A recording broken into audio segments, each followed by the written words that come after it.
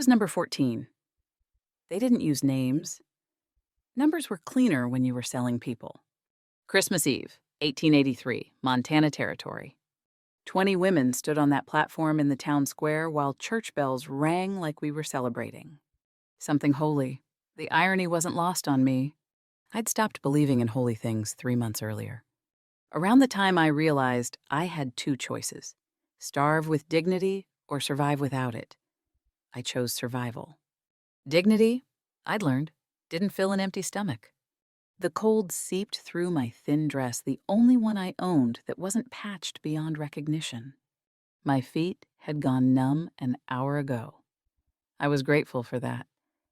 Numb was safer than feeling. I'd been practicing numb for weeks now, ever since I'd signed the paper that made me merchandise. Number 7 was crying. Quiet tears that froze on her cheeks. Number 3 looked defiant, chin up, eyes hard. She'd last maybe a month before that defiance broke. I thought. Number 20 looked relieved when a miner bid $30 for her. Relieved. That's what we'd become, women grateful to be wanted at any price. I watched them sell off one by one. $20, $35, $50 for the young blonde who looked barely 16. The men circled like buyers at a horse auction, checking teeth and disposition. Some of the women smiled. Tried to look appealing. I didn't bother. Appealing required hope, and I'd buried that with everything else I'd lost. The smell of pine from Christmas decorations mixed with unwashed bodies and nervous sweat. Someone was roasting chestnuts nearby, the scent of celebration drifting over our misery like mockery. I focused on the sound of boots on frozen ground, men's boots, heavy, purposeful. The sound of my future walking closer. I calculated while I waited. If I brought $20, I could last maybe 2 weeks on my own before the money ran out. 30 would buy a ticket east, far enough to disappear. 40 would mean a new name, a new start. A chance to forget I'd ever stood on this platform with a number pinned to my dress. My turn came as the sun touched the horizon. The auctioneer, a fat man with kind eyes, which somehow made it worse, gestured for me to step forward. Number 14, he announced. Not Sarah. Not even the woman in the gray dress. Just a number. I'd stopped being a person 3 weeks ago. Became a number. Numbers don't feel shame.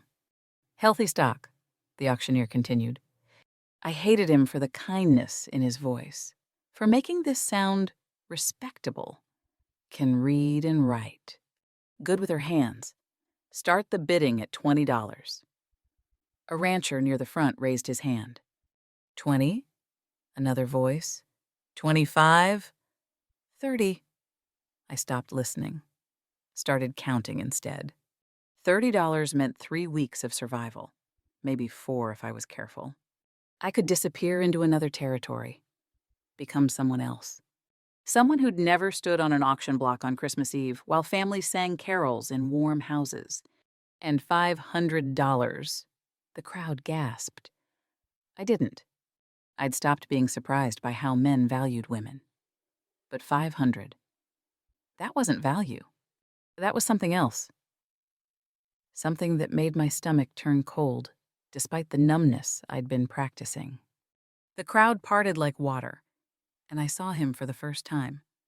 Tall, maybe 40. Black coat that had seen better years but was clean. Mended. Weathered face.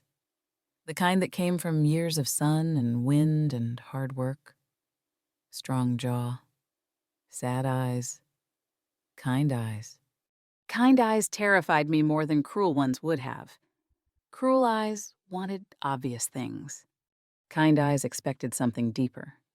Something I didn't have left to give. He walked toward the platform with steady steps. Not hurried. Not hesitant. Certain. Like he'd already decided this before he'd spoken. And the speaking was just formality. Every woman on that platform stared at me. Envy mixed with pity. $500 was a fortune. Enough to buy 3 good horses or half a small ranch. What kind of man paid that much?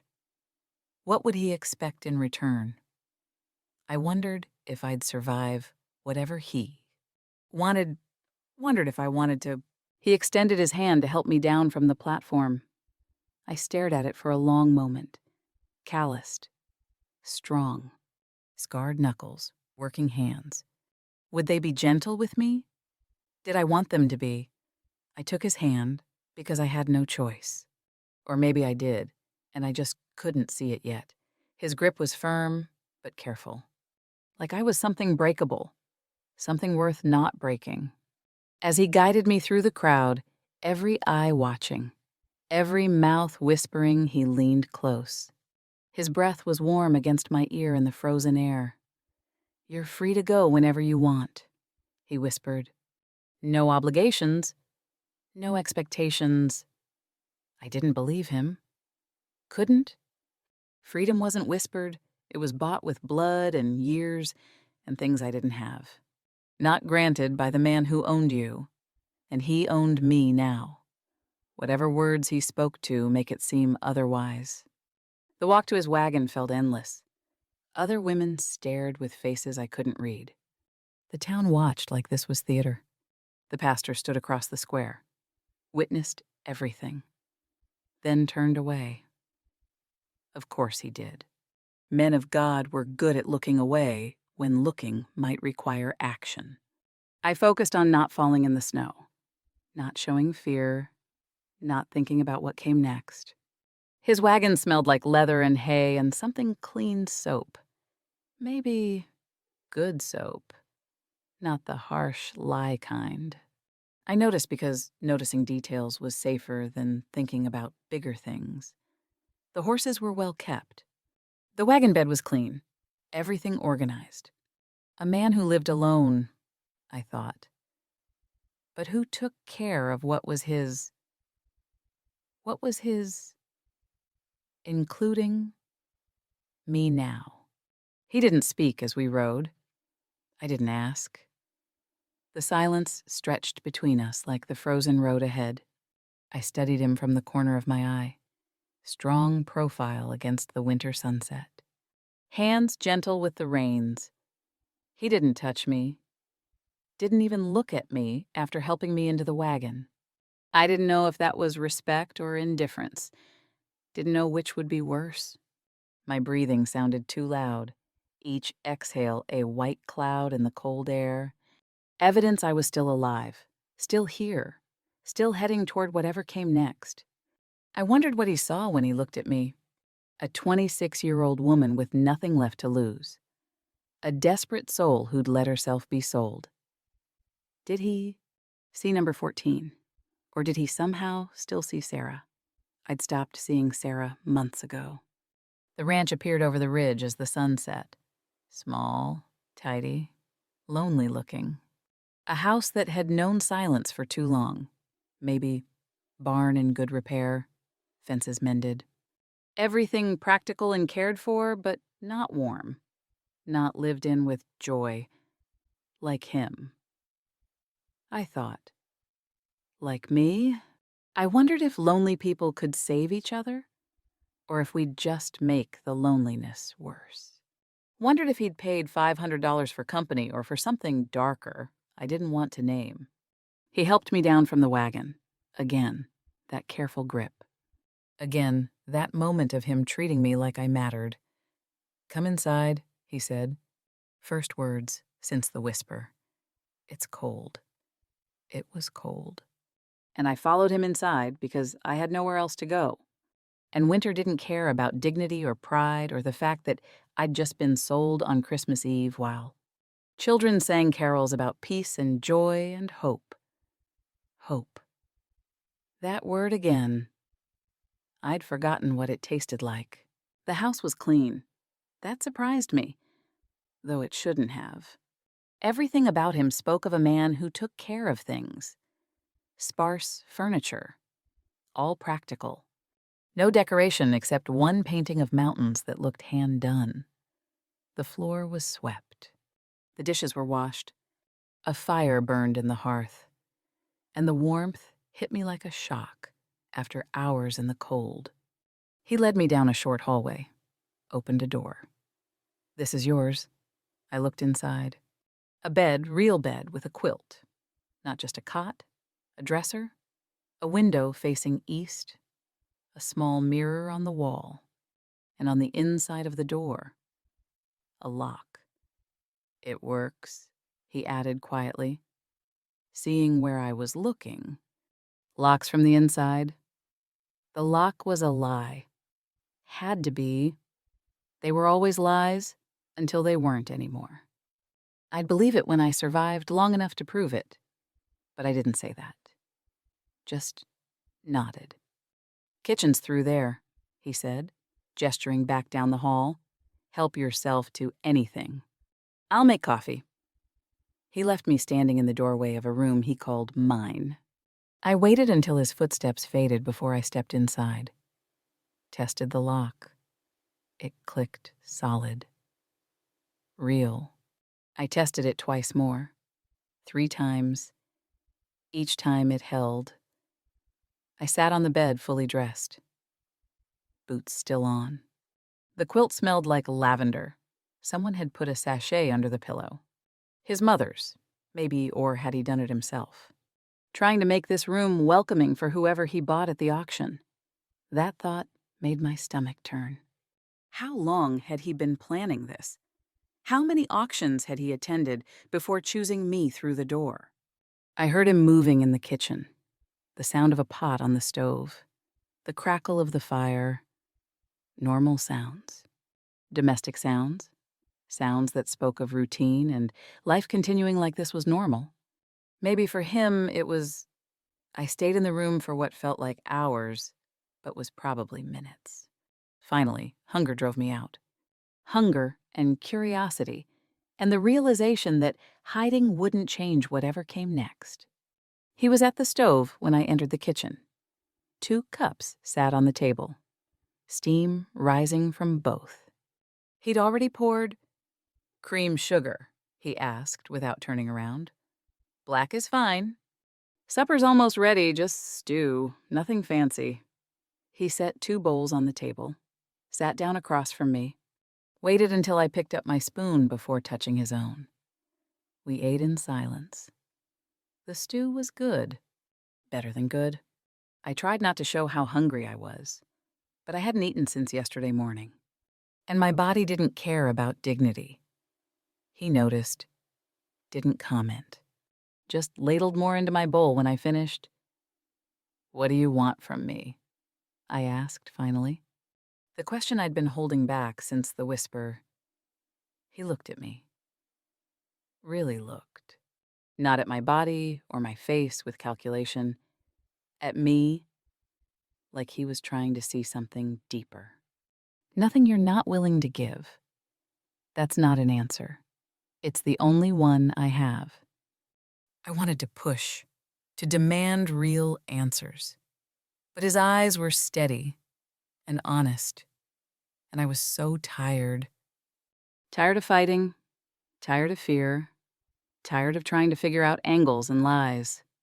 "Why $500? I asked instead.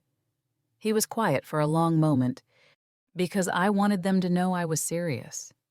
That you weren't a bargain or a convenience. That you mattered. I'm a stranger. So am I. To you?" He stood, collected the bowls, started washing them himself, like having a woman in the house hadn't changed his routines at all. "You should rest," he said. "It's been a long day." That was dismissal. I took it, went back to my room, locked the door, tested it one more time. Through the wall, I heard him moving in what must be his room. Then silence. Then his door closing. He hadn't tried my lock. Hadn't even approached my door. Day 1. I fell asleep still dressed, still afraid, still waiting for the other shoe to drop.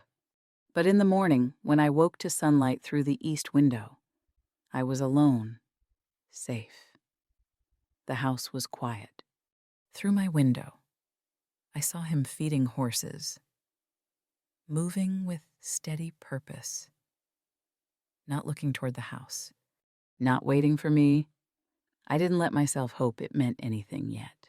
3 weeks passed before I made coffee for 2. I didn't plan it.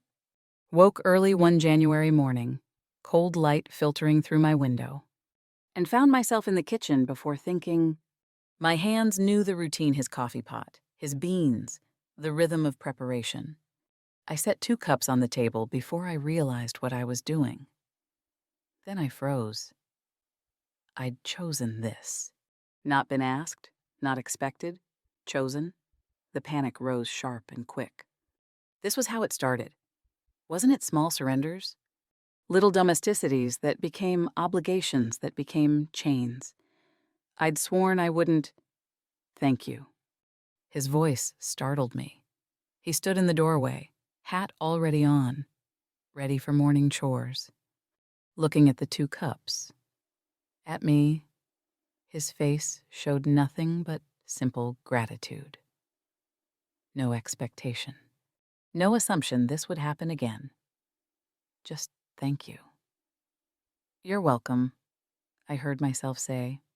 He drank his coffee standing, the way men do when there's work waiting. Didn't sit. Didn't linger. Just finished the cup, set it carefully in the sink, and headed out. I watched him through the window while I drank mine. Watched the way he moved, economical, purposeful, the way he spoke to the horses, low words I couldn't hear, the way he checked the fence line with careful attention. I'd been watching him for 3 weeks now. Learning him the way you learn terrain you might need to cross. His routines, his habits. The way he rose before dawn and worked until dark, but always came in for meals. The way he did his own cooking, his own cleaning. Never once asking me to take on what society said was women's work.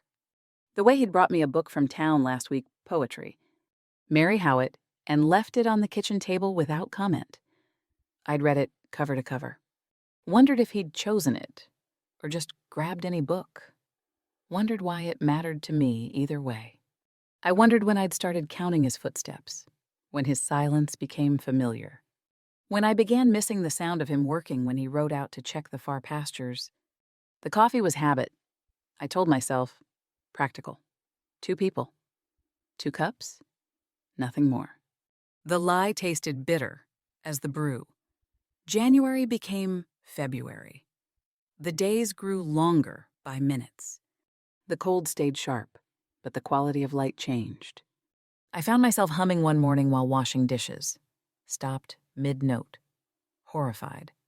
When had I last hummed before the auction? Before everything fell apart. Before I learned that women like me didn't get to have joy, but I'd hummed. Without thinking, without fear. We went to town for supplies on a Tuesday. I'd avoided it for weeks, but we needed flour and he needed to see the blacksmith. And I couldn't hide forever. The stares started the moment we arrived. Whispers followed us down Main Street like smoke. I knew what they were saying. Knew what they thought $500 bought. He offered me his arm in front of the general store. Public. Where everyone could see. I didn't take it. Couldn't quite bring myself to. But I noticed he didn't look ashamed to be seen with me. Didn't apologize for my presence or explain. Just stood there steady. Offering support I wasn't ready to accept. That evening, he asked my opinion about breeding the mare. Actually asked. Listened to my answer, like I knew something worth hearing. Your father had horses? He asked. A farm? Before he died. Before. I stopped. Didn't know how to explain the cascade of loss that followed. The debt. The foreclosure. The choices that narrowed and narrowed until there was only one left. Before, he said simply, understanding, without needing details. We talked for an hour about horses and breeding and weather signs and the way spring came to Montana slow. Then, all at once, It was the longest conversation we'd had. His voice was low and careful. He chose words like, they mattered. I found myself responding with actual thoughts, real opinions. Things I'd kept locked away because opinions required believing you had value. He asked what I thought. Like my opinion mattered. Like I was a person who knew things. I'd forgotten that feeling. The way it felt to be consulted instead of commanded. To be asked instead of told. That night, I caught myself setting the table for dinner. 2 plates, 2 forks. Automatically. Like this was becoming normal. Like maybe it was... I lay in bed that night, my bed, in my room. Door locked from habit, not fear, and listened to the house settle. His footsteps in the other room. The creak of his bed as he lay down. The silence that followed. Peaceful silence. Not the heavy silence of waiting for violence, just quiet. The night I caught myself humming again while washing dishes. I didn't stop mid-note. Let myself finish the song. It felt like defiance, like hope. Both terrified me. The fever came in early March like a thief. One moment I was fine. The next, the room was spinning, and I couldn't remember how to stand. I tried to hide it. Weakness was dangerous. Weakness invited harm. I'd learned that young and learned it well. But my body betrayed me. I collapsed in the kitchen, and the last thing I remember before the fever took me under was his face above mine. Worry creasing his features. His hands steady as he lifted me. 3 days, I burned. 3 days I lost to fever dreams that mixed past and present into nightmare landscapes. I was back on the auction block, but this time no one bid, not even him. I stood there while the crowd dispersed, left alone with my number pinned to my dress. And the snow kept falling until I couldn't see anything but white. I confessed things in my delirium. I know I did. Could hear my own voice speaking truths I'd buried about the shame, about the fear, about the desperate calculation that led me to that platform, about believing I deserved this. All of it. Everything that happened, his voice came through the fever. Low, steady, reading to me when I couldn't sleep. Didn't catch the words, just the rhythm, the presence. Cool cloths on my forehead, broth I could barely swallow. His hands gentle when they needed to be, firm when fever made me fight him. He stayed, through all of it. He stayed. I woke on the 4th day to pale sunlight and silence. My head was clear for the first time in days. Everything hurt, but it was normal hurt. Human hurt, not fever. He was asleep in the chair beside my bed, neck bent at an uncomfortable angle, blanket half fallen. His hand rested near mine on the bed, like he'd been holding it, and sleep had loosened his grip. I stared at that hand, at his face, relaxed in sleep. Younger somehow. The lines of worry smoothed away. He'd stayed. Through the worst of me. Through delirium and confession and weakness. He'd stayed. Something in my chest cracked. Not broke, cracked. Like ice breaking up in spring. The sound of it, the feeling. It terrified me because I'd built those walls so carefully, and now I started crying. Real tears, not fever sweat. Silent tears that I couldn't stop. Didn't want to stop. He woke, saw me crying. Didn't flinch, didn't ask why. Just moved from chair to edge of bed and let me cry. You know everything now, I said when I could speak. Mortified, vulnerable, raw. I knew enough before.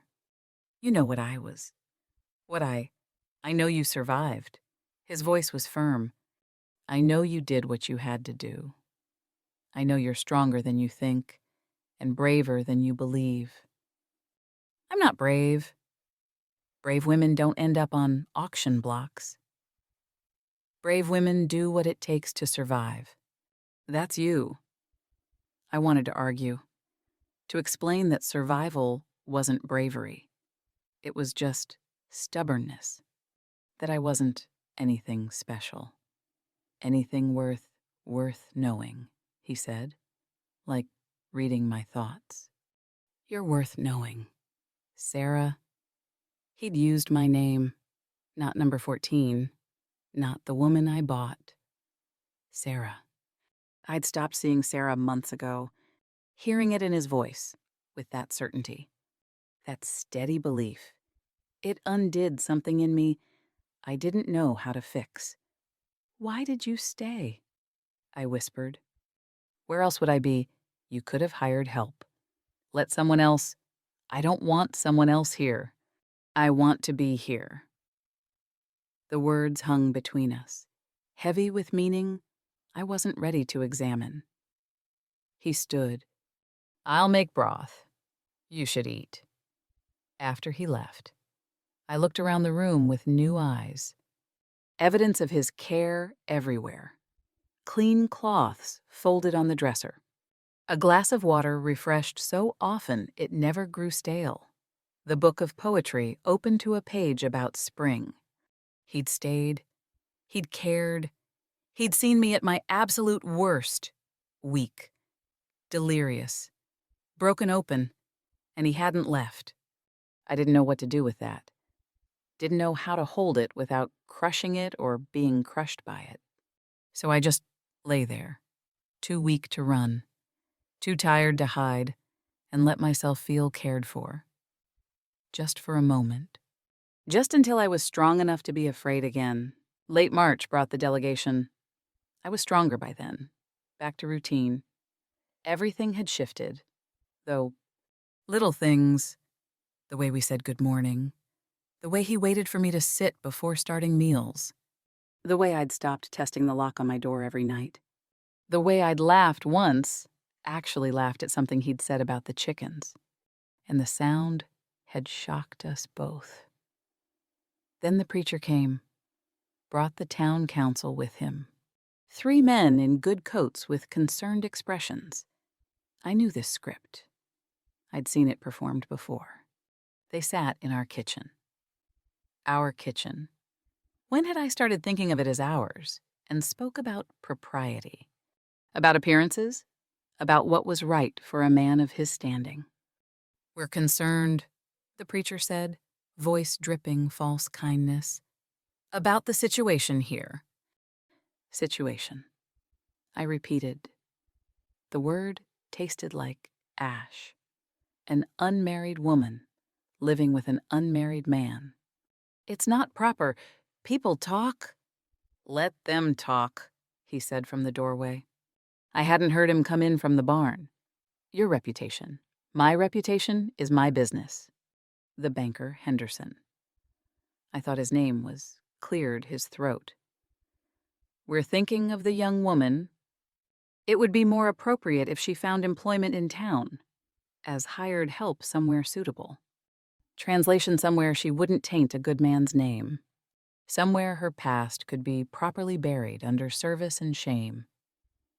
I felt the old numbness creeping back. The calculation, of course this was temporary. Of course it couldn't last. Women like me didn't get to have peace. I see, I said quietly. I'll pack my things. Sarah, he started. It's fine.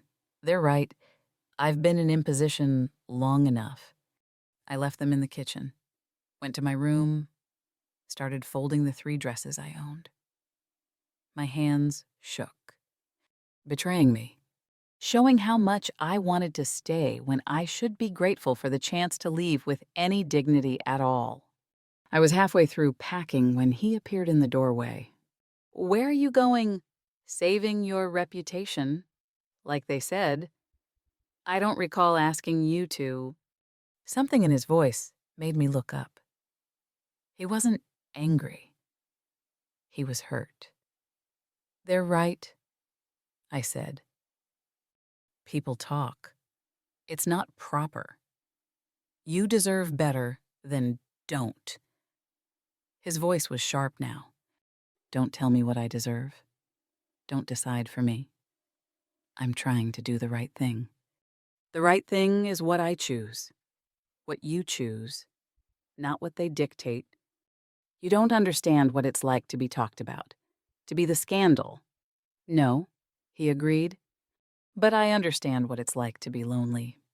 I understand what it's like to find something good and be told you're not allowed to keep it. I looked at him. Really looked. Saw the loneliness he mentioned. The years of it. This house had been silent before me, and he'd been alone in it. We'd both been alone. Maybe that's why we fit. What are you saying? I whispered. I'm saying I went to town this morning. Before they came here, filed papers for a marriage license. My heart stopped. It's for protection, he continued quickly. Legal protection, your name, your rights to stay here. Nothing has to change unless you want it to. Separate rooms. Your choice. Always your choice. But legally, you'd be safe. They couldn't force you to leave. You want to marry me? It came out flat. Disbelieving, I want you to be safe. If that means marriage, then yes. You're asking me to marry you to save your reputation. No. He stepped into the room. Careful. Like approaching a spooked horse, I'm offering you legal protection wrapped in marriage. Your reputation is already questioned. This would make you respectable, give you rights, make you safe. I sat down on the bed, looked at my half-packed bag, at the man in the doorway who'd paid $500 for my freedom and was now offering me his name. Why? I asked. The question I kept asking, the one he kept answering in ways that didn't make sense. Because you matter. Because you deserve to be safe. Because in 3 months, you've made this house feel less empty. He paused. Because I'd like you to stay. If I wanted to, always my choice, always my decision. The men in the kitchen had decided what was proper, what I should do, where I belonged. He was asking what I wanted. I'll think about it, I said finally. He nodded, left. Went back to the kitchen, and I heard him telling the delegation that the situation was being resolved. Respectfully. Properly. Heard the scrape of chairs as they left. Then silence. I looked at my bag, at the room that had become mine, at the life I'd started building without realizing it. I could leave, find work in town, be proper, be respectable, be alone, or I could stay, accept his offer. Become his wife on paper, if nothing else. The choice was mine. It terrified me how much I wanted to choose him. We married on a Tuesday in April. Paper marriage. I told myself, legal protection, nothing more. The judge didn't care about my past, just needed our signatures and 2 witnesses. We used the clerk and the janitor. Practical, simple, over in 10 minutes. He bought me a ring, simple gold band, put it on my finger like a promise I couldn't let myself believe.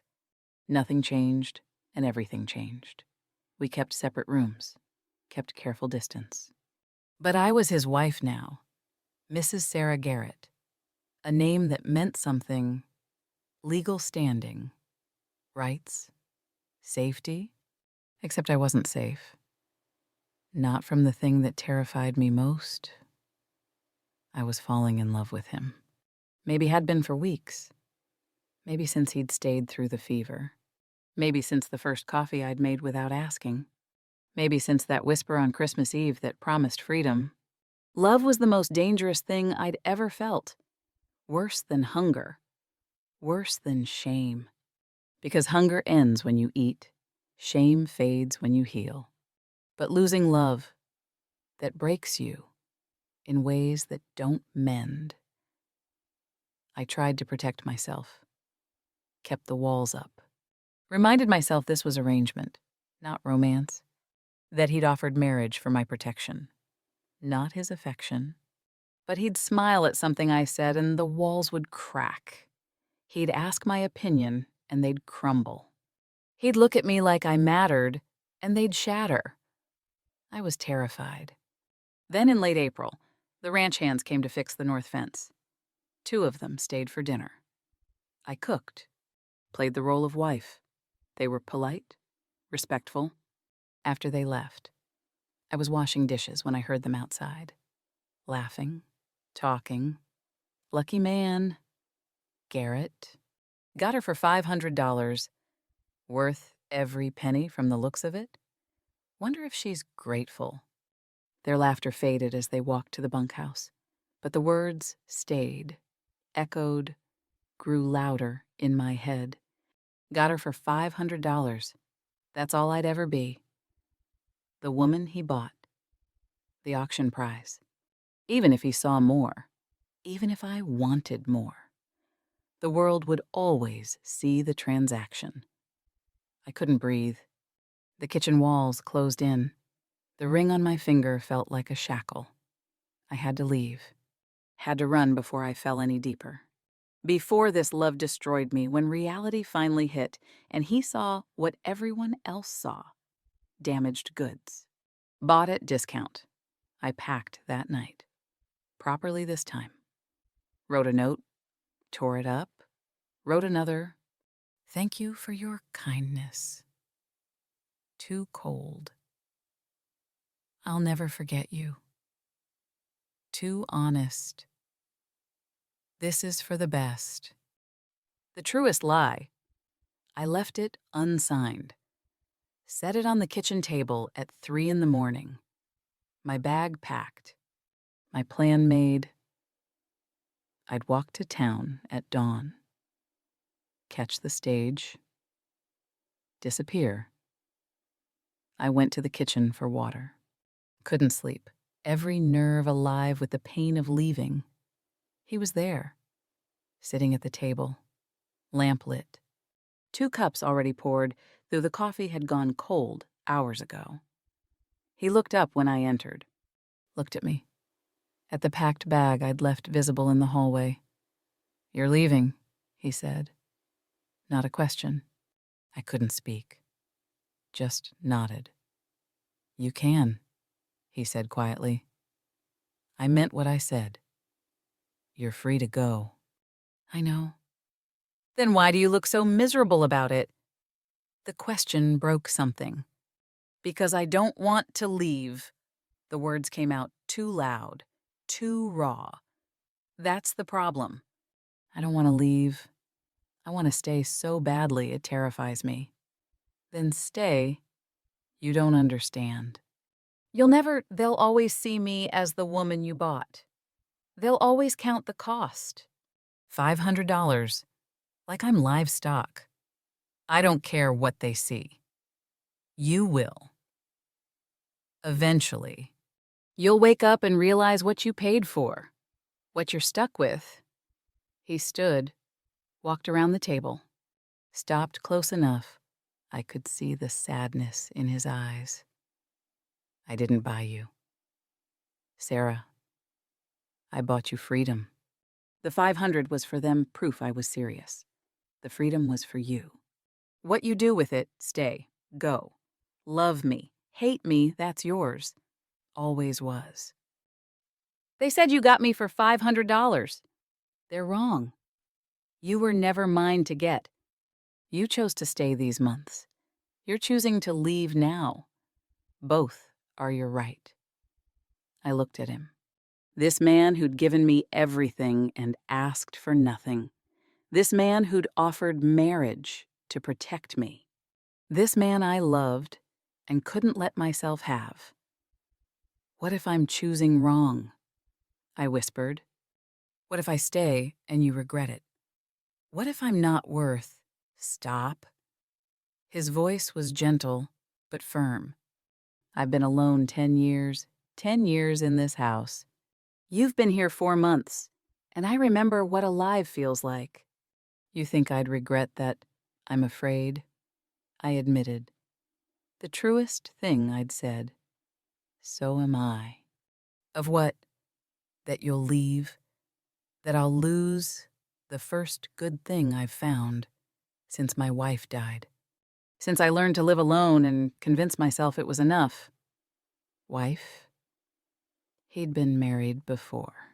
Been alone since... chose me anyway.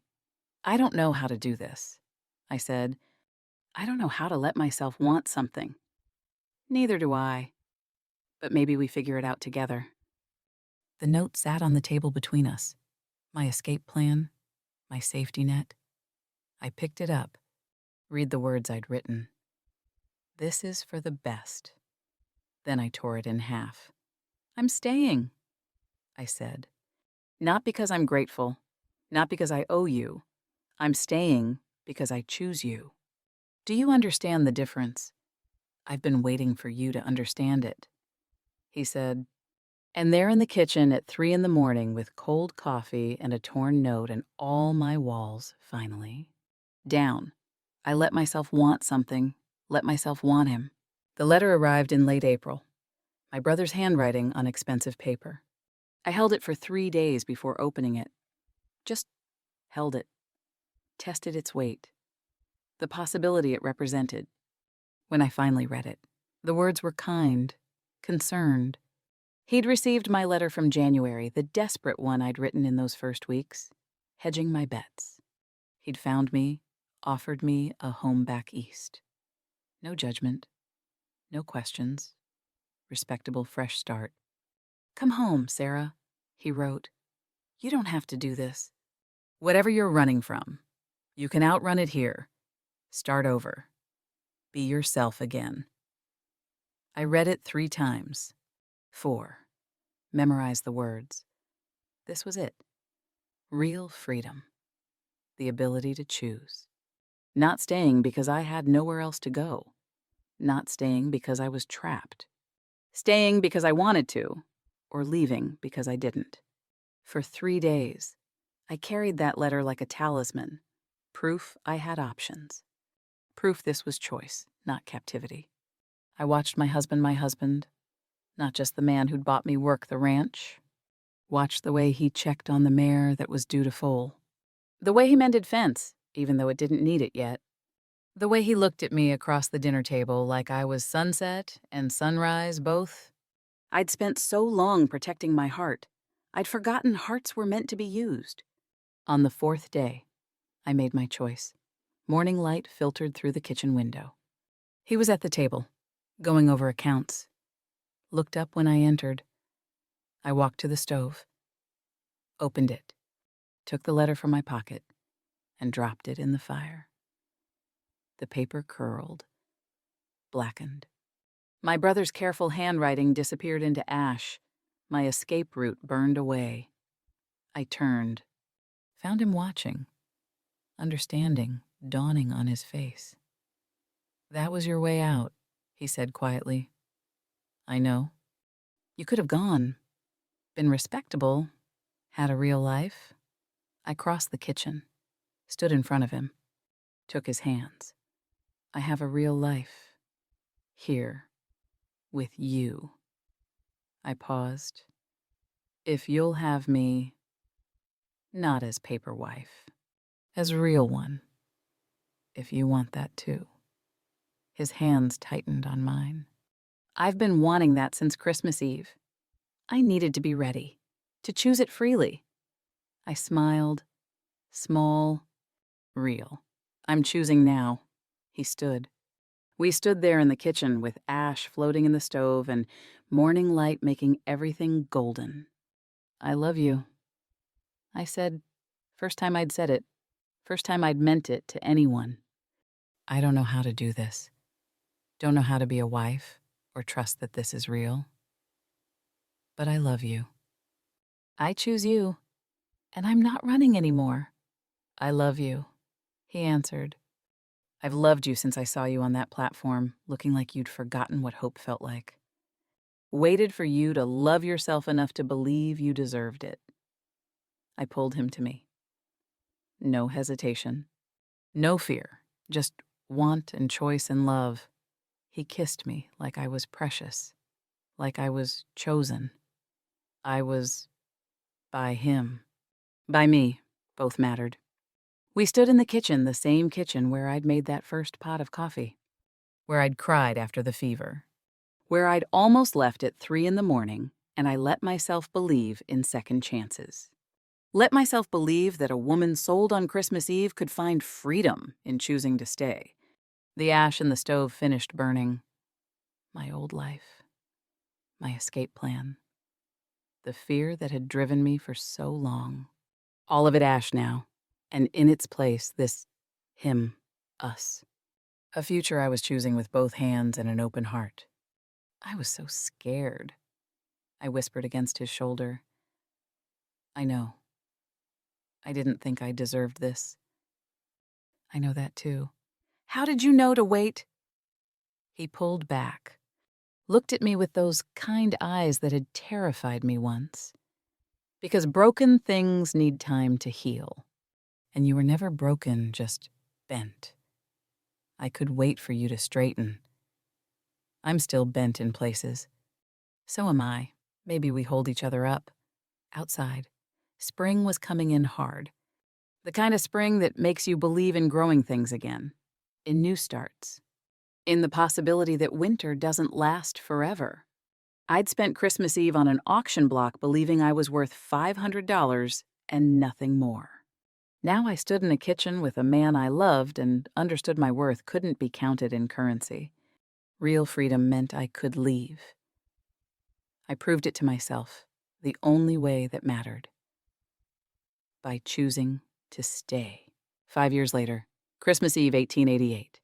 I stood in the same kitchen, bigger now. Expanded 2 years ago when the third baby came and watched my children help set the table.